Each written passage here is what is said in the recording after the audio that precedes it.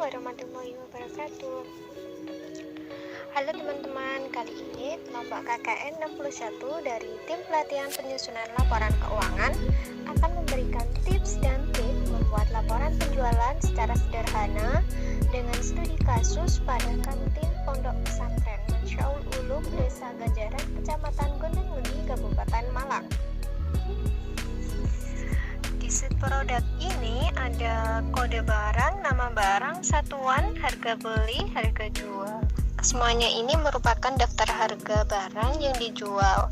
Kemudian di sheet penjualannya itu ada tanggal transaksi penjualan, kode, nama produk, kuantiti, satuan, harga, dan jumlah. Kemudian kita coba filter, misalnya ingin menampilkan nama produk tertentu, misalnya produk obat-obatan, itu ada berapa yang dijual, ternyata ada 4 yang terjual. Misalnya kita coba filter, kira-kira ingin memfilter tanggal berapa yang terjual. Misal tanggal 19, ternyata ada 12 yang terjual, ada di ATK, peralatan mandi, dan obat-obatan. Di sini terlihat juga total penjualan merupakan omset kita per hariannya itu sesuai tanggal yang kita filter. Nah, di sini kita akan mencoba untuk membuat produk. Kita tambah dulu sheetnya. Untuk mempercepat tutorial yang kita lakukan saat ini, jadi saya akan copy paste. Namun untuk teman-teman di sini bisa skip tutorial yang ini karena teman-teman harus membuatnya dari awal. Nah, di sini juga merupakan salah satu triks buat teman-teman kalau mau copy paste di Excel, itu bisa menggunakan cara ini agar formatnya itu bisa sama dengan yang kita copy paste tadi. Ini kita buat dulu, kemudian kita rapikan.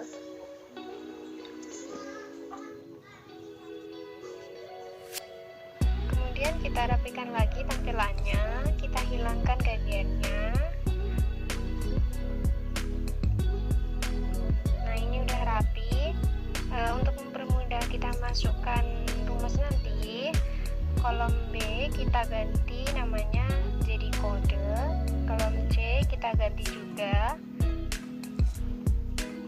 nama barang, kemudian kolom D kita ganti namanya jadi satuan, kolom E kita ganti namanya jadi harga beli. Maaf, ini harus nggak pakai dengan spasi ya, jadi harus sambung antara harga dan beli. Kemudian F, kolom F ini kita ganti juga.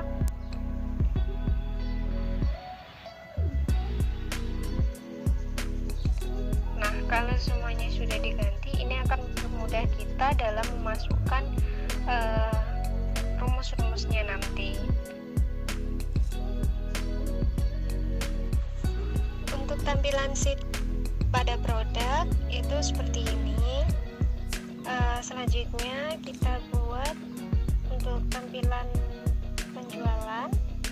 Kita ganti dulu nama sheetnya penjualan 1.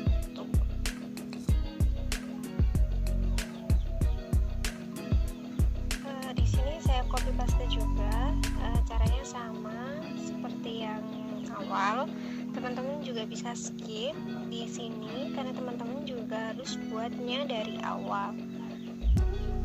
Nah, di sini itu nama-nama produknya itu menyesuaikan apa yang dijual pada toko teman-teman semua. Jadi ini merupakan sebuah contoh. Untuk isinya ini saya clear konten sama clear format dulu agar nanti teman-teman bisa paham dari awal gimana cara masukkan rumus-rumusnya.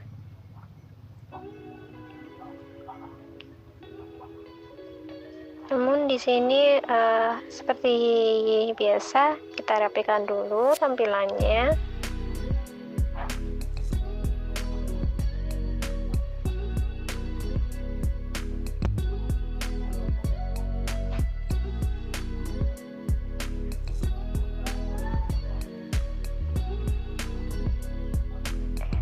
Nah, ini udah rapi.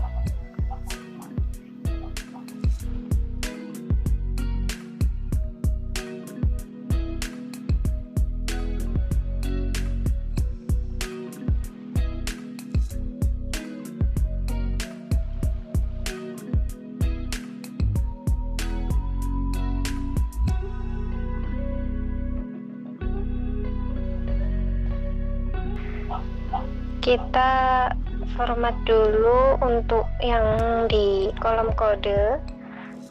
Kita buat validasi. Di sini untuk validasinya itu bisa dimasukkan sama dengan kode. Ini untuk errornya belum ya. Untuk errornya ini bisa dimasukkan di titlenya itu error, kemudian di error pesannya itu bisa dimasukkan sesuai dengan apa yang diinginkan teman-teman. Misalkan pesannya itu silahkan masukkan kode yang sesuai.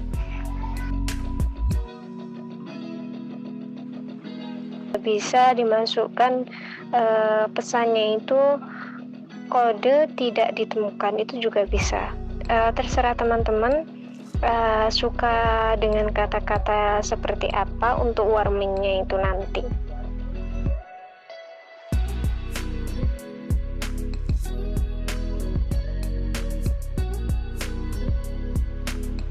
Nah, ini bisa kita coba.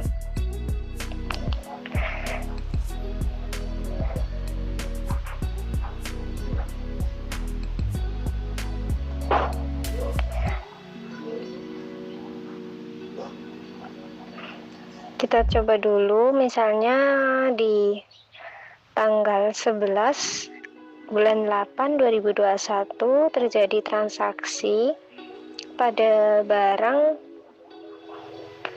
Nah, ini yang salah ya, misalnya S0010 ini kan tidak ada kodenya di barang yang kita jual, sehingga kita harus sesuaikan dengan barang yang kita jual. Misalnya kita lupa, itu bisa sebagai warning kalau kode tersebut itu tidak ada. Untuk nama produknya itu kita isi rumus sama dengan indeks, kemudian nama barang. Setelah nama barang ini kita masukkan match.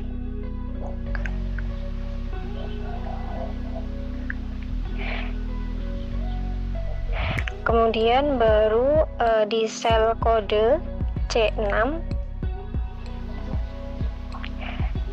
Setelah itu kita kasih kode.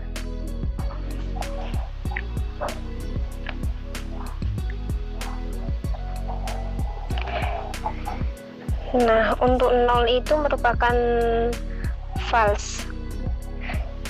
Kita samakan juga ke bawahnya. Ternyata yang bawah itu karena belum ada tanggal dan kode yang dimasukkan sehingga terjadi error. Nah, untuk menyembunyikan tanda error ini, kita masukkan di rumusnya, kita masukkan if error. Kita coba lagi. Nah, seperti ini tampilannya, sehingga if error itu bisa menghilangkan error yang muncul di Excel. Untuk kuantitasnya ini menyesuaikan ada berapa barang yang terjual, misalnya 4. Kemudian yang di satuan ini juga sama rumusnya, bisa kita copy paste di kolom nama produk. Namun di satuan ini nama produknya itu nama barang diganti dengan nama satuan, diganti satuan. Jadi nanti bisa ganti ke satuan. Untuk harga ini juga sama. Untuk nama produknya itu nanti diganti ke harga jual. Jadi harga jualnya berapa. Untuk jumlah ini juga sama rumusnya, dari quantity dikalikan harga, sehingga jumlah yang kita dapatkan dari penjualan kecantikan itu 4 quantity dengan harga 28 dikalikan, jadi kita menerima uang 112.000. Nah, ini juga bisa dimasukkan juga if errornya biar tidak muncul kata value.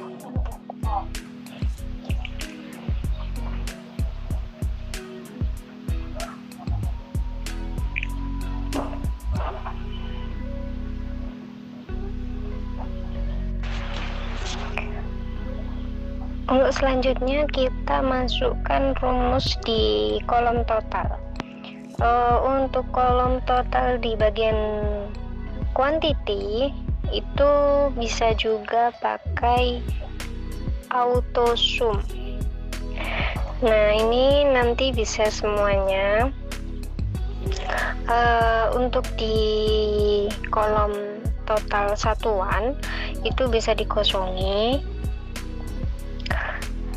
karena dia bentuknya itu bukan angka ya, jadinya tidak bisa dijumlahkan. Untuk harga sama jumlah itu bisa juga pakai auto sum, biar jumlahnya nanti otomatis akan langsung menjumlah semua secara otomatis gitu. Kemudian kita coba dulu kira-kira rumus yang sudah kita masukkan tadi itu berhasil apa tidak. Kita coba dengan tanggal 13. Ternyata untuk rumus yang kita masukkan sudah sesuai. Kita masukkan juga untuk filternya. Nah, untuk filter ini kita coba juga. Nah, ternyata di sini itu ada kesalahan untuk rumusnya. Misalnya kalau pakai auto sum, jika kita menggunakan filter itu angkanya itu tetap di angka total 12. Padahal jika kita hanya memunculkan di tanggal 13, otomatis yang muncul itu harusnya jumlahnya ada 8 gitu. Sehingga ini harus diganti rumusnya pakai subtotal. Nah, subtotal kemudian buka kurung, kita ketikkan angka 9. Nah, 9 ini merupakan kode subtotal juga, kode auto sum juga dari sum tadi. Cuma di sini kita pakai subtotal.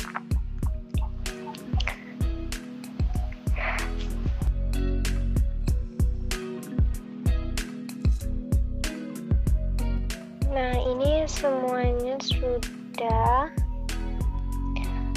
Kemudian kita coba lagi apakah ini berhasil atau tidak. Kita coba filternya bisa atau tidak. Untuk filternya ini udah bisa sesuai dengan apa yang kita inginkan. Sekarang kita masukkan total penjualan dan total laba kotor yang kita dapatkan. Di sini saya copy saja ya biar lebih cepat. Nanti teman-teman bisa buat sendiri formatnya sesuai dengan keinginan teman-teman. Bisa warnanya bisa sesuai dengan teman-teman inginkan. Di sini saya pakai warna yang sama, warna hijau.